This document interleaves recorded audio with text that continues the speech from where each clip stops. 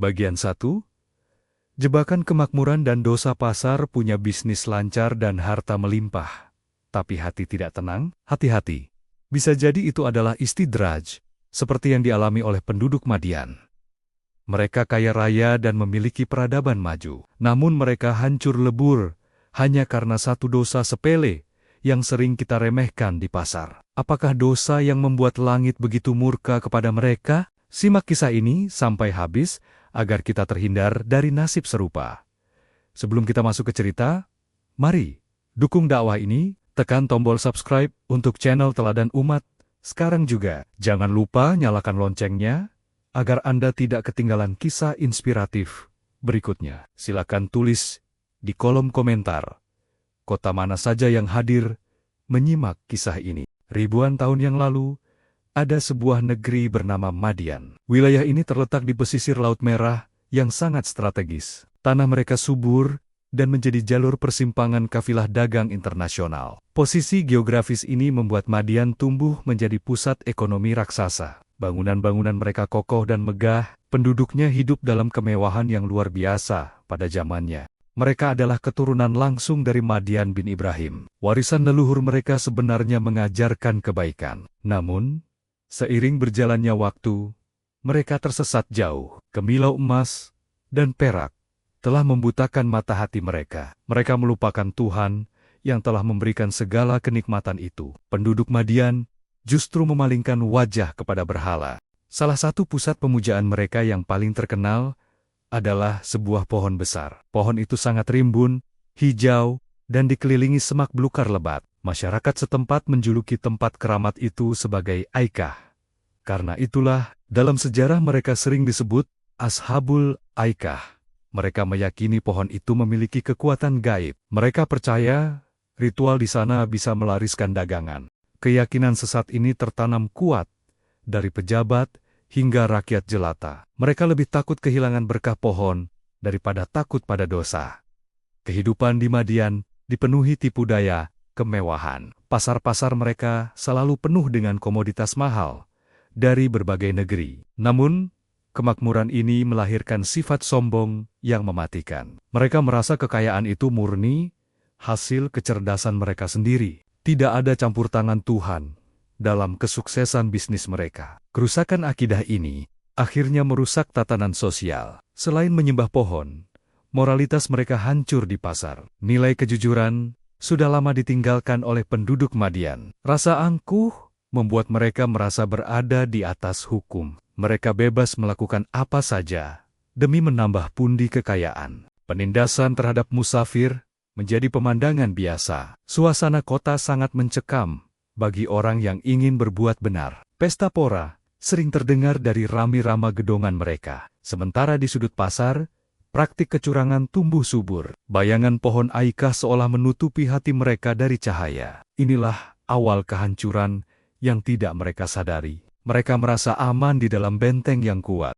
Mereka merasa terlindungi oleh pohon yang mereka tuhankan. Padahal, Tuhan semesta alam sedang mempersiapkan peringatan keras. Negeri yang hijau itu menjadi saksi bisu kezaliman mereka. Sebuah bangsa yang diberi kelimpahan justru memilih kegelapan. Di tengah kekacauan itu, seorang laki-laki mulia mulai resah. Syuaib alaihissalam merasakan kesedihan mendalam melihat kaumnya. Beliau adalah sosok yang kelak akan mengguncang keyakinan Madian. Kalimat tauhid akan segera terdengar di telinga mereka. Namun, sisi gelap Madian ternyata lebih mengerikan dari sekadar syirik. Kerusakan moral mereka merambah ke urusan transaksi harian. Mereka kehilangan rasa kemanusiaan demi keuntungan sesaat. Pasar yang ramai menjadi ladang dosa jariah bagi mereka. Mereka menciptakan sistem perdagangan yang sangat licik. Ada dua jenis timbangan berbeda yang mereka siapkan. Timbangan pertama digunakan saat mereka membeli barang dari orang lain. Mereka menggunakan takaran besar agar dapat barang lebih banyak. Timbangan kedua digunakan saat mereka menjual barang. Mereka memakai takaran yang sudah dikurangi atau dirusak. Dengan cara ini, mereka mendapat untung berlipat ganda. Mereka merampas hak orang lain tanpa rasa bersalah. Kecurangan ini bukan dilakukan satu dua orang saja. Ini sudah menjadi budaya massal yang dianggap wajar. Mereka bangga dengan kecerdikan menipu para pembeli. Mengurangi timbangan dianggap sebagai prestasi bisnis. Mereka tidak sadar, setiap butir gandum curang adalah api. Api itu sedang mereka kumpulkan untuk membakar diri sendiri kelak. Selain curang, mereka juga melakukan perampokan terang-terangan. Mereka mencegat kafilah dagang di jalan utama. Pedagang asing dipaksa membayar upeti mahal. Jika menolak, harta pedagang itu akan dirampas paksa. Tidak ada rasa aman bagi siapapun yang melintas. Hati penduduk Madian telah membatu karena memakan harta haram. Tidak ada rasa malu melihat pembeli menangis karena tertipu. Mereka justru tertawa di atas penderitaan orang lain. Bagi mereka, kekayaan adalah segalanya di dunia ini. Halal atau haram tidak lagi menjadi pertimbangan. Kecurangan sistematis ini merusak ekonomi wilayah sekitarnya. Banyak pedagang dari negeri jauh mulai takut datang. Namun karena kekuatan militer Madian, tidak ada yang berani melawan. Mereka merasa tidak ada kekuatan yang bisa menghentikan mereka. Kezaliman mereka telah memenuhi langit dan bumi. Inilah saat di mana kebenaran harus segera ditegakkan. Syuaib alaihissalam bersiap membawa cahaya di tengah kegelapan itu. Bagian 2. Pertentangan sang juru bicara di tengah pekatnya kesyirikan. Tuhan tidak membiarkan mereka tenggelam. Syuaib alaihissalam diutus dari kalangan mereka sendiri. Beliau dikenal memiliki lisan yang sangat fasih dan cerdas. Tutur katanya lembut, namun logikanya sangat tajam. Beliau bahkan dijuluki sebagai juru bicara para utusan Tuhan. Dakwah dimulai dengan mendatangi kerumunan di pasar. Dengan suara berwibawa, beliau menyeru mereka kembali ke jalan lurus. Ajakan pertama adalah menyembah Tuhan yang Esa. Beliau meminta mereka meninggalkan penyembahan pohon Aika. Tidak ada Tuhan yang berhak disembah selain pencipta alam. Selain akidah, beliau memberikan peringatan keras soal ekonomi. Beliau meminta penduduk menyempurnakan takaran dan timbangan. Jangan sampai merugikan orang lain sedikit pun dalam harta. Peringatan ini terekam abadi dalam kitab suci. Syuaib alaihissalam heran melihat perilaku kaumnya, padahal mereka hidup makmur dan serba berkecukupan. Mengapa orang kaya masih merasa perlu mencuri hak orang lain? Beliau sangat khawatir azab akan menimpa mereka. Dakwah beliau tidak hanya berisi larangan, tapi juga solusi. Beliau menjelaskan konsep keuntungan yang halal. Keuntungan sedikit, tapi diridai jauh lebih baik rasanya. Harta hasil menipu tidak akan pernah membawa ketenangan. Syuaib alaihissalam berusaha menyentuh hati nurani mereka. Beliau mengingatkan sejarah bangsa terdahulu yang binasa. Beliau tidak ingin Madian mengalami nasib tragis serupa. Namun, mendengarkan kebenaran itu pahit bagi pelaku maksiat. Suara beliau menggema memecah kesombongan para penguasa. Hanya sebagian kecil rakyat jelata yang tertarik. Mayoritas penduduk justru merasa sangat terganggu. Mereka menganggap peringatan ini ancaman bagi stabilitas ekonomi. Tradisi nenek moyang dijadikan alasan untuk menolak. Perjuangan sang juru bicara baru saja dimulai. Beliau kini berhadapan langsung dengan tembok keangkuhan. Para pemimpin Madian mulai bereaksi dengan keras. Seruan jujur dalam menimbang membuat mereka marah. Bagi mereka, ajaran ini mengancam keuntungan besar mereka. Mereka terbiasa mendapat laba dari hasil mencurangi timbangan. Para pemuka mulai berkumpul menyusun jawaban. Dengan nada meremehkan, mereka melontarkan ejekan. Mereka mempertanyakan hubungan agama dan ekonomi. Mengapa urusan ibadah harus mengatur cara berdagang? Logika mereka tertutup oleh cinta dunia yang berlebihan. Mereka bertanya dengan kalimat yang sangat sinis. Apakah salatmu menyuruh kami meninggalkan berhala leluhur? Mereka keberatan jika dilarang menggunakan harta semaunya. Mereka merasa bebas melakukan cara zalim apapun. Ejekan itu adalah bentuk perlawanan terhadap Tuhan. Mereka menganggap agama hanya ritual di tempat ibadah. Agama tidak boleh masuk ke wilayah pasar dan bisnis. Kebebasan bisnis adalah hak mutlak menurut mereka. Melihat kerasnya hati mereka, Syuaib alaihissalam tetap tenang. Beliau menjelaskan tidak mencari keuntungan pribadi. Beliau tidak ingin menguasai kepemimpinan negeri Madian. Tujuan beliau hanyalah melakukan perbaikan semampu mungkin. Segala keberhasilan disandarkan hanya kepada Tuhan.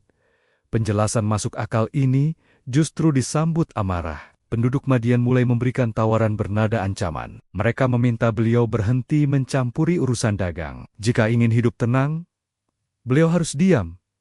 Ini adalah upaya membungkam kebenaran dengan kekuasaan. Mereka bahkan menuduh Syuaib alaihissalam terkena sihir. Tuduhan gila dilontarkan karena beliau berani melawan arus. Penolakan ini menjadi awal perpisahan dua golongan. Syuaib alaihissalam sadar perjuangan ini akan panjang. Penolakan mereka bukan sekadar kata-kata kosong. Itu adalah sinyal kekerasan yang akan datang.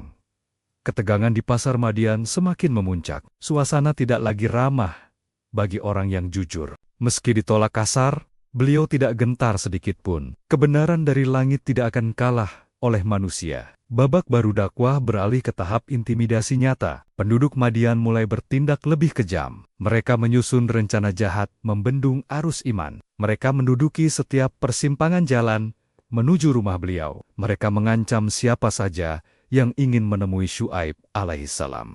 Mereka ingin memutus akses informasi kebenaran. Intimidasi dilakukan sangat terorganisir oleh preman pasar. Mereka menakut-nakuti musafir dengan ancaman fisik. Harta pengikut Syuaib alaihissalam mulai dirampas paksa. Berita bohong dan fitnah disebar di jalanan. Mereka menyebut sang utusan sebagai pemecah belah bangsa. Syuaib alaihissalam mendatangi mereka dengan berani. Beliau peringatkan agar tidak menghalangi jalan Tuhan. Beliau ingatkan jumlah mereka dulu sedikit lalu diperbanyak. Namun peringatan itu disambut tawa dan gertakan. Mereka bangga dengan kekuatan militer yang dimiliki. Mereka menantang kekuasaan Tuhan dengan menutup jalan hidayah. Pengikut setia harus beribadah secara sembunyi-sembunyi. Kebebasan di Madian telah mati berganti penindasan. Dialog damai sepertinya sudah tidak lagi berguna. Bagian 3.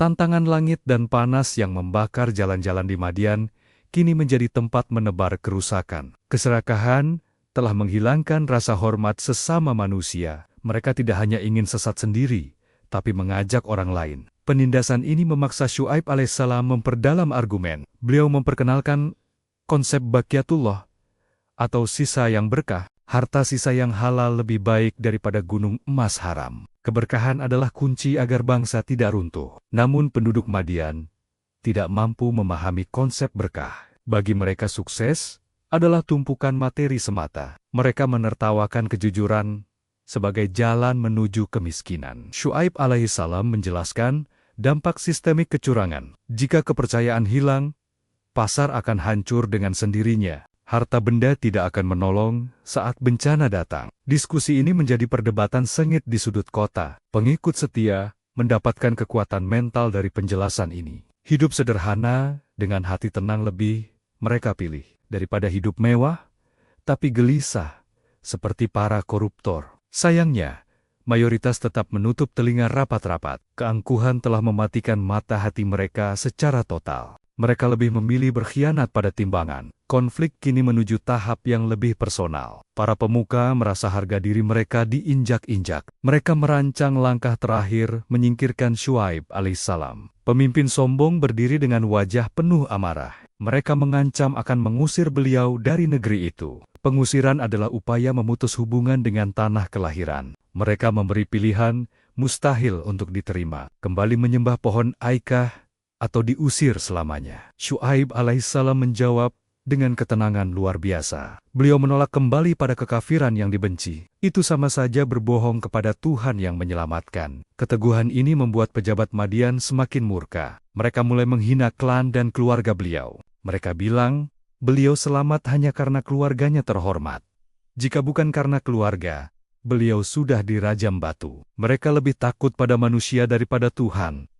Hubungan kekerabatan dijadikan tameng pelindung. Syuaib alaihissalam menegur cara berpikir rendah ini. Apakah keluargaku lebih kalian takuti daripada pencipta alam? Tuhan meliputi segala apa yang kalian kerjakan. Ancaman pengusiran menjadi ujian mental berat bagi pengikut. Mereka harus memilih antara iman atau rumah tinggal. Garis pemisah antara yang hak dan batil semakin jelas. Hubungan darah sudah tidak berarti lagi di Madian. Fanatisme pada harta mengalahkan segalanya. Penduduk Madian kini menantang hal yang lebih ekstrem. Mereka merasa ancaman pengusiran tidak mempan. Mereka justru berani menantang datangnya azab Tuhan.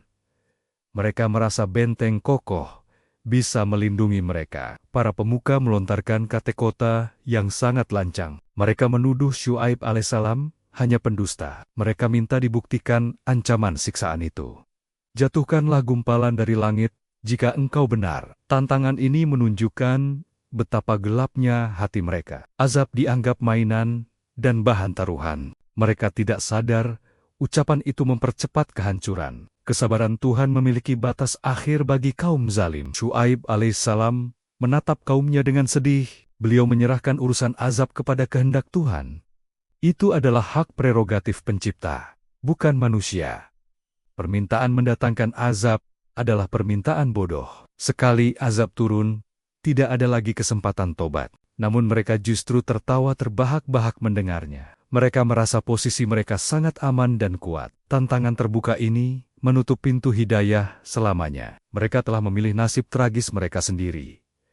Suasana Madian penuh aroma pembangkangan. Praktik curang dilakukan makin menjadi dengan bangga. Syuaib alaihissalam hanya bisa menunggu keputusan langit. Beliau mulai menarik diri dari perdebatan sia-sia. Ada rasa pedih melihat saudara sebangsa begitu angkuh. Perpisahan batin pun mulai terjadi hari itu. Beliau memanjatkan doa tulus di keheningan malam. Beliau memohon keputusan yang adil antara dua golongan. Syuaib alaihissalam menyiapkan pengikut untuk evakuasi mental. Persaudaraan iman kini lebih kuat dari ikatan darah.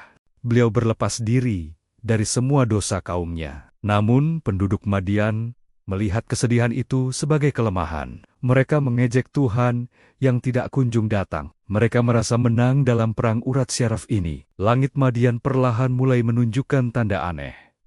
Alam bersiap melaksanakan perintah penghancuran. Tiba-tiba, ketenangan semu berubah menjadi mencekam. Udara di seluruh Madian berubah menjadi sangat panas. Ini bukan panas matahari biasa yang mereka kenal. Panas seolah keluar dari pori-pori bumi, membakar udara. Sumur-sumur dan mata air mendadak menyusut drastis. Air yang tersisa berubah menjadi panas mendidih.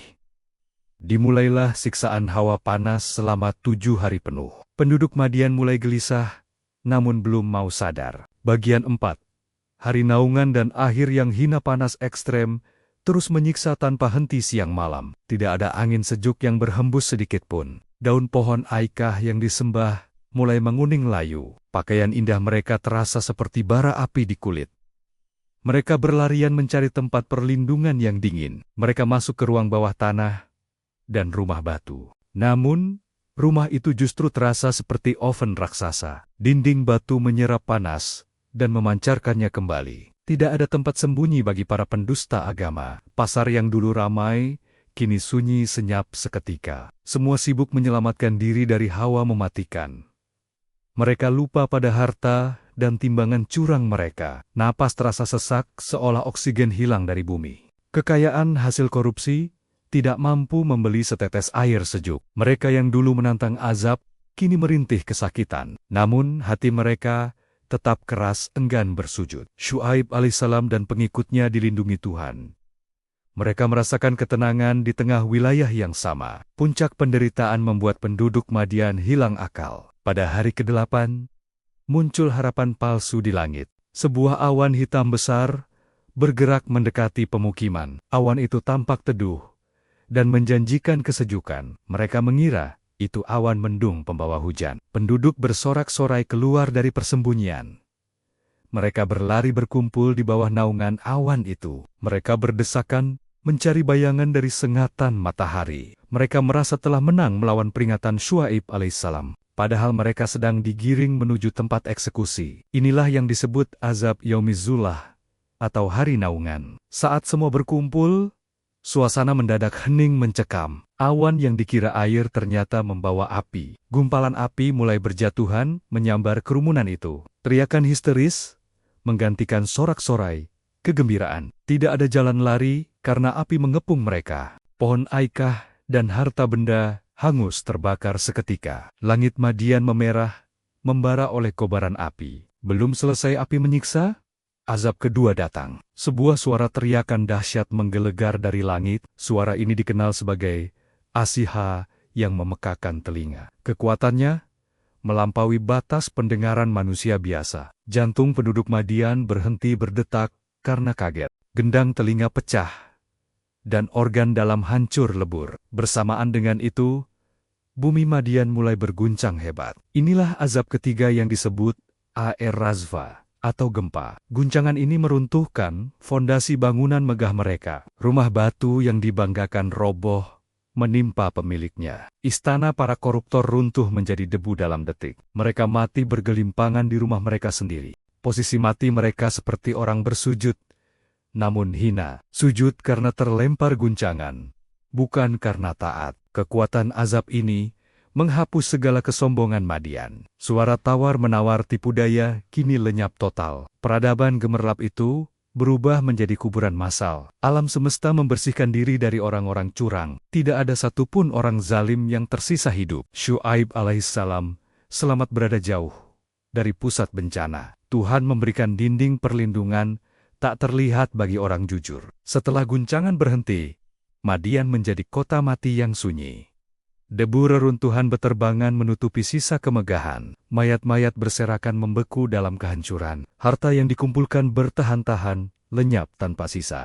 Simbol kesyirikan dan kezaliman ekonomi telah disapu bersih. Tidak ada lagi kafilah dagang yang berani mendekat. Madian menjadi monumen sejarah tentang bahaya kecurangan. Tuhan menepati janji untuk membinasakan kaum zalim. Pasar penuh dosa itu kini tertimbun tanah selamanya. Kesunyian ini membawa pesan kuat bagi generasi kita. Kebatilan mungkin jaya sesaat, tapi pasti akan hancur. Syuaib alaihissalam memandang puing kota kelahirannya dengan sedih. Beliau telah menunaikan amanah menyampaikan pesan Tuhan.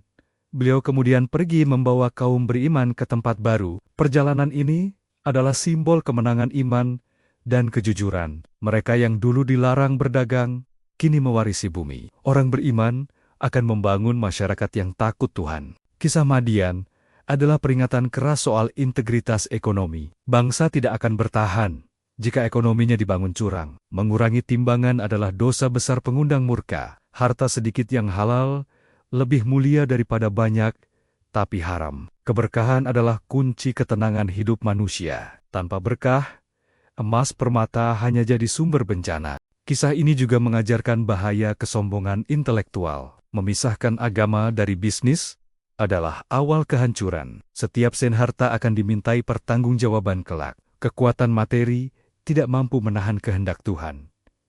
Mari kita selalu berlaku adil dalam setiap urusan. Kejujuran bukan soal angka, tapi soal ketulusan hati. Semoga kita terhindar dari sifat curang kaum Madian. Keadilan pasti tegak, dan kezaliman pasti tumbang. Jadilah pebisnis dan pekerja yang mencari ridha Tuhan. Sampai jumpa di kisah teladan berikutnya, yang lebih inspiratif.